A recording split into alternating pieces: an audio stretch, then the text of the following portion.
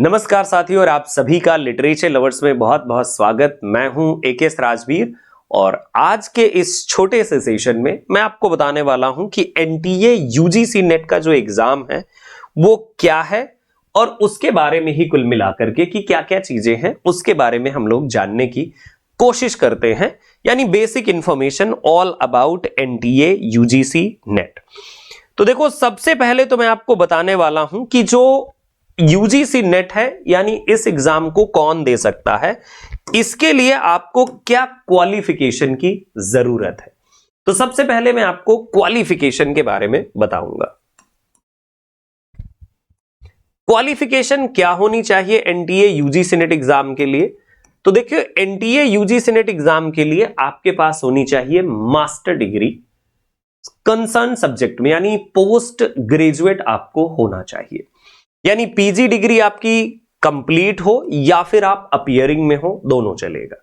Appearing और complete दोनों चलता है, ठीक है।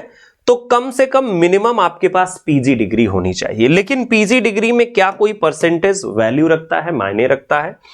तो इसमें जनरल कैटेगरी के लिए 55%, और अगर आप ओबीसी एससी एसटी कैंडिडेट हैं तो आपको 50% मिनिमम चाहिए होगा, तभी आप इस एग्जाम के लिए अप्लाई कर सकते हैं। यह है मिनिमम क्वालिफिकेशन।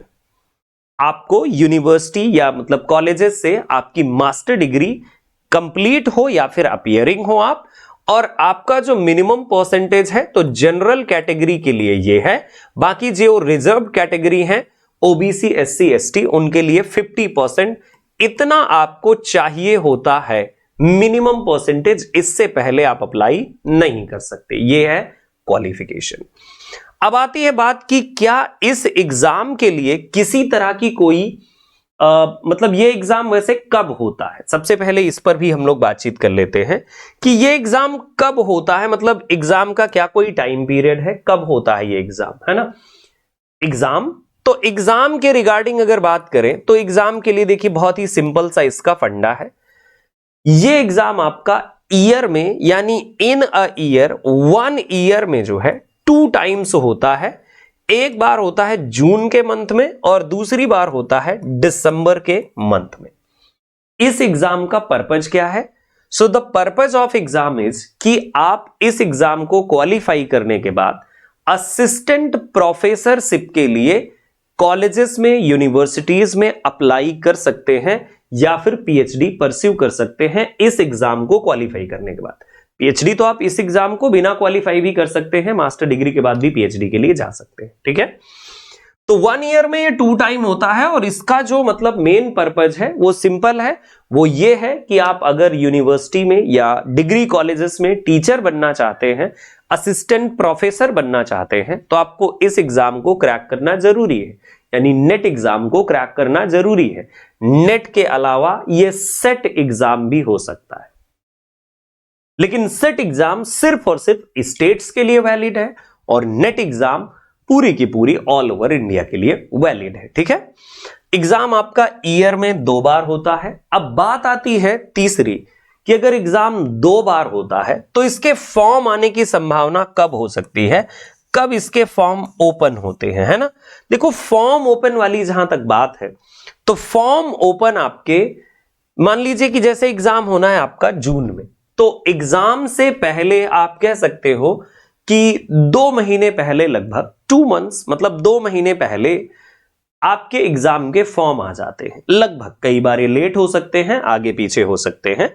तो एग्जाम से, जैसे मान लीजिए जून में एग्जाम होना है तो आप अप्रैल मान सकते हैं, या पहले भी हो सकता है, बाद में भी हो सकता है। दिसंबर है ना। सो अक्टूबर आप मान लीजिए कि अक्टूबर मंथ में आ जाएगा, ऐसा आप मान सकते हैं। लेकिन ये कोई जरूरी नहीं है कि मतलब इसी मंथ में आ जाएगा।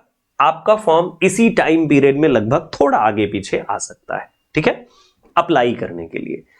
फिर इसके बाद एक और फैक्टर आता है कि बेसिकली जो है क्या कोई इसमें एज लिमिट का पैटर्न है, यानी क्या कोई एज लिमिट होती है कि इतने एज के लोग ही अप्लाई कर सकते हैं, इस एज के लोग नहीं अप्लाई कर सकते, तो इस पर भी मैं बातचीत कर सकता हूं। और ये भी मैं बताऊंगा कि आपको नेट और जेआरएफ क्या होते हैं, है ना, क्योंकि अभी कई बार क्वेश्चन आ जाता है आपके सामने कि भाई नेट और जेआरएफ नहीं समझ पाते बहुत सारे बच्चे। तो देखो नेट और जेआरएफ को समझ लीजिए।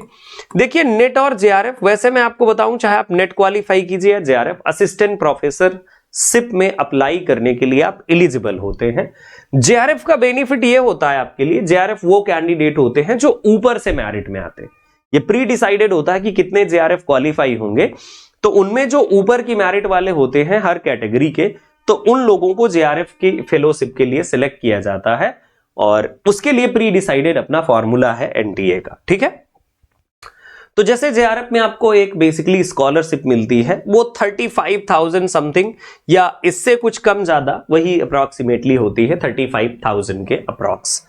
अब आती है बात कि इस एग्जाम के लिए कितनी एज लिमिट होनी चाहिए। तो क्योंकि जेआरएफ की बात हो गई है, इसीलिए एज की बात मैं करूंगा कि क्या कोई इसमें एज लिमिट है। तो देखो पहली बात आपको इस बात के लिए क्लियर होना चाहिए कि अगर आप नेट के लिए अप्लाई कर रहे हैं, नेट के लिए, ओनली फॉर नेट, तो आपके लिए कोई एज लिमिट नहीं होती। इसमें आप किसी भी एज में हैं, आप नेट के लिए अप्लाई कर सकते हैं, नेट एग्जाम देने के लिए। जेआरएफ के लिए क्या है, तो जेआरएफ के लिए अपर एज की जो लिमिट है वो 30 है। जेआरएफ के लिए अगर वो रिजर्व्ड कैंडिडेट्स हैं तो उनको +5 ईयर यानी 5 ईयर का रिलैक्सेशन मिलता है, यानी 5 ईयर के लिए, है ना। और अगर आर्म्ड फोर्सेस हैं तो उनको 3 ईयर के लिए रिलैक्सेशन मिलता है जेआरएफ क्वालिफाई करने के लिए, ठीक है। तो ये अपर एज लिमिट होती है, यानी इस एज के बाद आप फिर जेआरएफ के लिए नहीं अप्लाई कर सकते। फिर आप नेट के लिए कितने अटेम्प्ट दे सकते हैं, आप जितने अटेम्प्ट देना चाहें उतने दीजिए, लेकिन एक बार क्वालिफाई कर लिया लाइफ टाइम वैलिडिटी है ना। अब इसके बाद एक और इंटरेस्टिंग बात यहां पर यह आती है कि क्या नेट और जेआरएफ करने के बाद आपको डायरेक्टली जॉब मिल जाती है। तो नेट और जेआरएफ करने के बाद आपको असिस्टेंट प्रोफेसरशिप के लिए अप्लाई करना पड़ता है, और तब जो है आपको जॉब मिलती है। एक और प्रश्न आता है, बहुत इंटरेस्टिंग प्रश्न है, कि क्या सिलेबस क्या होता है, इसका सिलेबस क्या है और कैसे क्या स्टडी करना चाहिए। देखिए सिलेबस आपके अलग अलग सब्जेक्ट होते हैं, वेरियस सब्जेक्ट हैं। आप इसकी ऑफिशियल वेबसाइट से आप अपने सब्जेक्ट का सिलेबस और पेपर 1 का सिलेबस, क्योंकि इसमें 2 पेपर होते हैं, पेपर 1 और पेपर 2। पेपर 1 जो जनरल नेचर का होता है, पेपर 2 जो आपका सब्जेक्ट स्पेसिफिक होता है। दोनों पेपर आपको देने होते हैं और दोनों पेपर को मिलाकर के ही मेरिट बनती है।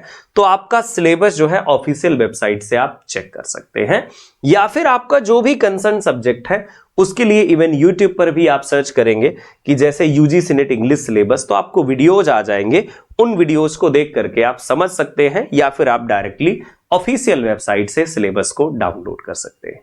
तो ये है बेसिकली यूजीसी नेट की एक इंफॉर्मेशन। और जहां तक मैंने नेट जेआरएफ वाला सारा कुछ क्लियर कर दिया कि क्या है, मतलब क्वालिफिकेशन क्या होनी चाहिए, एग्जाम कब होता है, सिलेबस क्या है, एज लिमिट क्या है, और जो भी जरूरी चीजें थी वो मैंने आपके साथ शेयर कर दी। So thank you so much मेरे साथ ट्यून रहने के लिए, और ऐसी ही जानकारी के लिए लिटरेचर लवर्स को जरूर सब्सक्राइब कीजिएगा, क्योंकि यहां से आपको ऑथेंटिक इंफॉर्मेशन मिलती रहेगी। सो थैंक यू सो मच, अपना ख्याल रखिए, मिलते हैं अगले वीडियोज में, तब तक के लिए नमस्कार।